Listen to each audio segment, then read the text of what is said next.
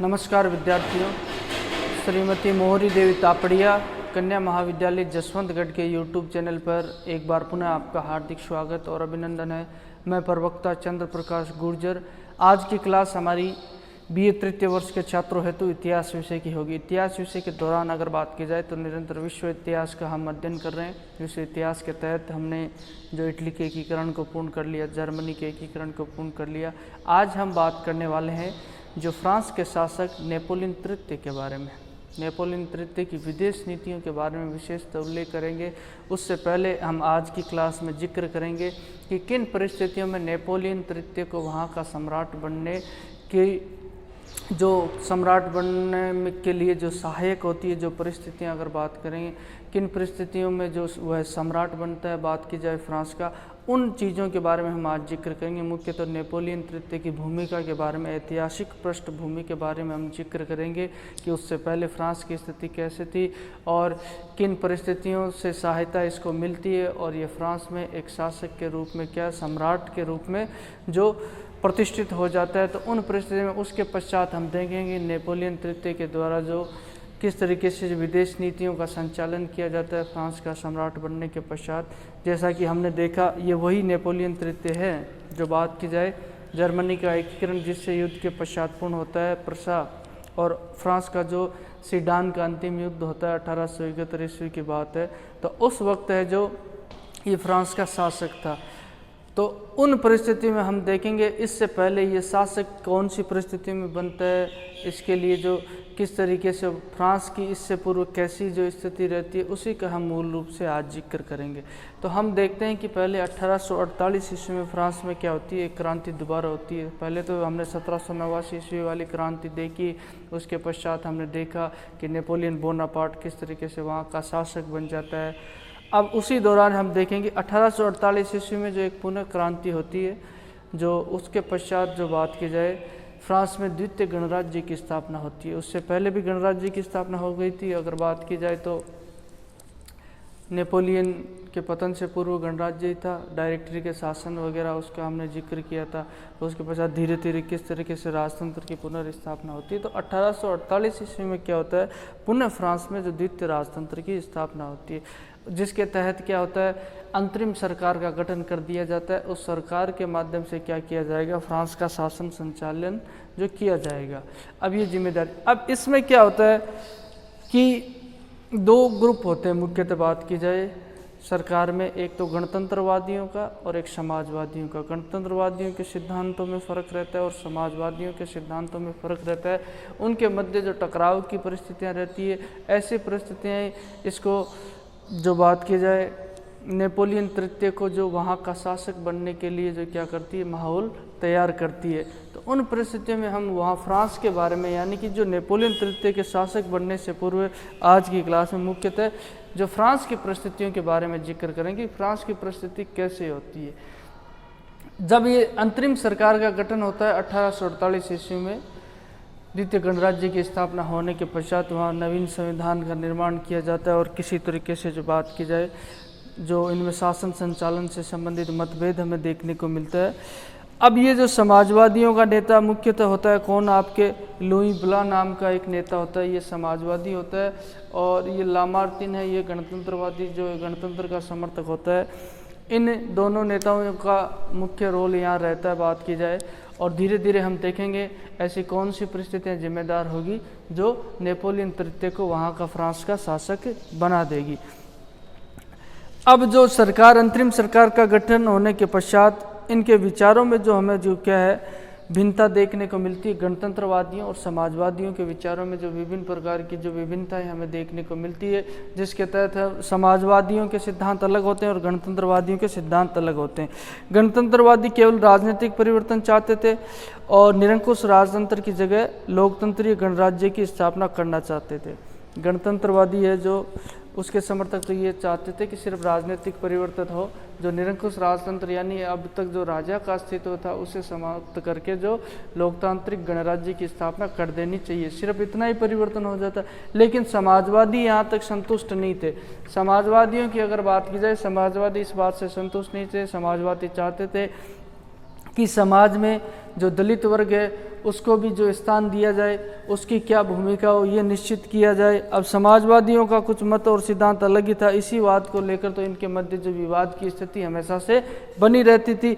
और जबकि बात की जाए समाजवादी क्या चाहते थे, समाजवादी ये चाहते थे गणतंत्र को सामाजिक व आर्थिक परिवर्तन का साधन मानते थे। ठीक है, गणतंत्र जो बात की समाजवादियों को जो गणतंत्र है उसको जो सामाजिक गणतंत्र को सामाजिक व आर्थिक परिवर्तन का साधन मानते थे, सिर्फ गणतंत्र को साध्य नहीं मानते थे। यानी कि ये गणतंत्र स्थापना करने का उद्देश्य समाजवादियों का ये था कि समाज में जो आर्थिक और सामाजिक परिवर्तन होना चाहिए, जो मूलभूत ढांचे की बात की जाए, जिन लोगों की स्थिति है जो दलित और गरीब है उनकी स्थितियों में क्या होना चाहिए, सुधार होना। समाजवादी ऐसे समाजवादियों की अगर विचारधारा तुम पढ़ोगे वो तो समाज में संपूर्ण समानता का समर्थन करते थे, और गणतंत्रवादियों की विचारधारा कुछ अलग रहती है।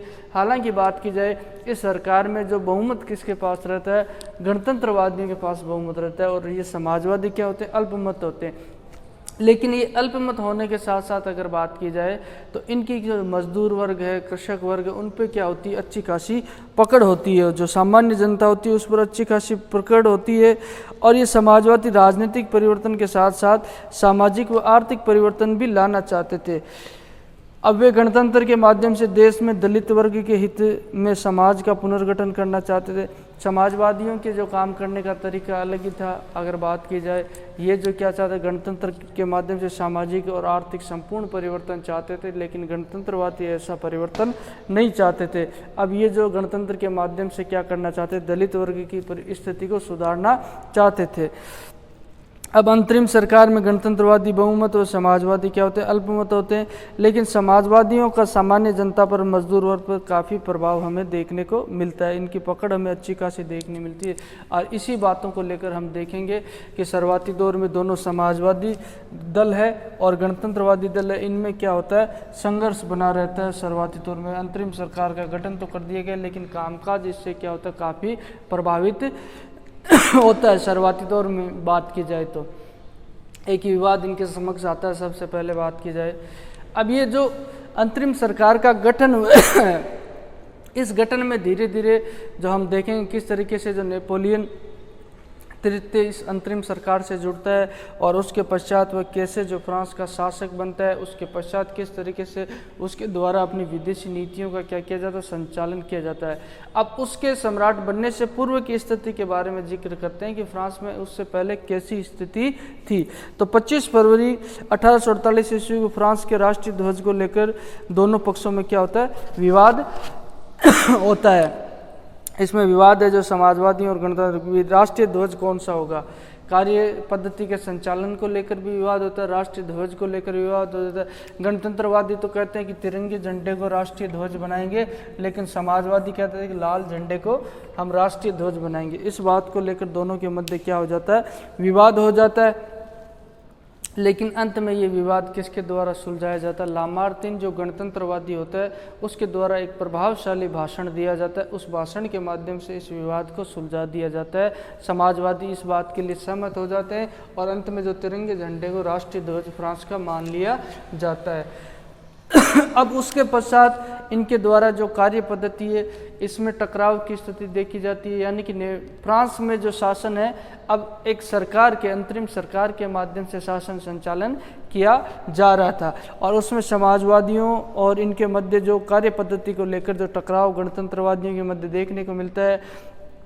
अब ये जो समाजवादी है वो तो अपने सिद्धांत स्वीकार करवाने के लिए कटिबद्ध थे और ये चाहते थे किस तरह की गणतंत्रवादियों के द्वारा उनकी बात मानी जाए, और जिस तरीके से उनके द्वारा जो सभी व्यक्तियों के लिए काम पाने का अधिकार जो बेरोजगारों के लिए उनके द्वारा अब ये समाजवादियों द्वारा जो प्रयोग किए जाएंगे, इसके पश्चात इन समाजवादियों की क्या हो जाएगी, छवि खराब हो जाएगी। और किस तरीके से हम देखेंगे गणतंत्रवादी है जो उनका बहुमत बढ़ता जाएगा, तो उन परिस्थितियों में किस तरीके से हम देखेंगे नेपोलियन तृतीय इनसे जुड़ेगा, और उसके अलावा जो फ्रांस की जो किस तरीके की जो परिस्थितियां होगी।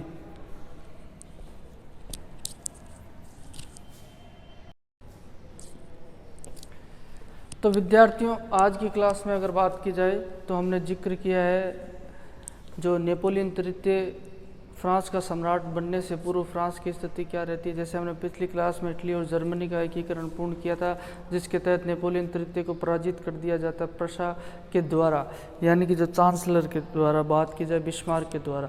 अब हम बात कर रहे हैं, उसको पढ़ रहे हैं, किसको, नेपोलियन तृतीय, उसको हम पढ़ रहे हैं कि किन परिस्थिति में फ्रांस का शासक बनता है और उससे पहले फ्रांस की स्थिति क्या थी। हमने देखा कि 1848 ईस्वी में क्या होती है, फ्रांस में क्रांति होती है। क्रांति के पश्चात द्वितीय गणराज्य की स्थापना होती है, यानी दोबारा से लोकतंत्र की स्थापना होती है। पहले लोकतंत्र पहले ही स्थापित हो चुका था, लेकिन दोबारा लोकतंत्र की स्थापना होती है। उस स्थापना में दो दल होते हैं, जिसमें एक तो समाजवादी दल होता है, एक जो हमने देखा गणतंत्रवादी दल होता है। इन दलों के द्वारा जो अंतरिम सरकार का गठन करके जो फ्रांस का शासन अपने हाथों में ले लिया जाता है, शासन संचालन किया जाता है। और इनके मध्य जो सिद्धांतों को लेकर जो विवाद होते हैं, उन विवाद की स्थितियों में किस तरीके से जो तनाव और संघर्ष इन दोनों के मध्य शुरू हो जाता है। जिसमें एक विवाद हमने जो राष्ट्रीय ध्वज को लेकर देखा, तो जैसे ये तिरंगे झंडे को चाहते थे गणतंत्रवादी, और समाजवादी लाल झंडे को राष्ट्रीय ध्वज बनाना चाहते थे।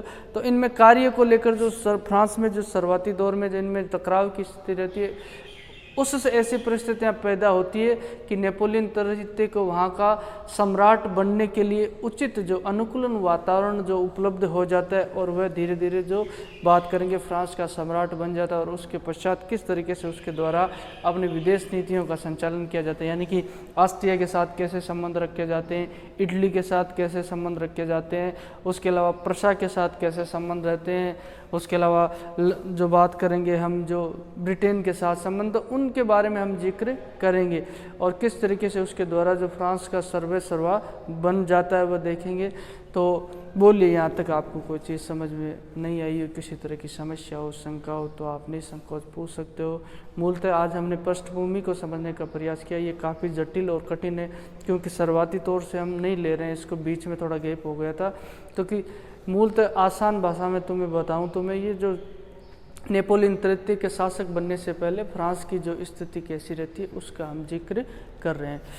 तो उम्मीद करता हूँ आपको बेहतर तरीके से समझ में आया होगा। फिर भी किसी तरह की समस्या शंका हो तो आप निसंकोच पूछ सकते हो। अपने पास जो शैक्षणिक व्हाट्सएप ग्रुप प्लेटफॉर्म अवेलेबल, उसके माध्यम से आप अपनी बात मुझ तक पहुँचा सकते हो। तो आज की क्लास के लिए बस इतना ही, और सभी विद्यार्थियों का एक बार पुनः बहुत बहुत धन्यवाद।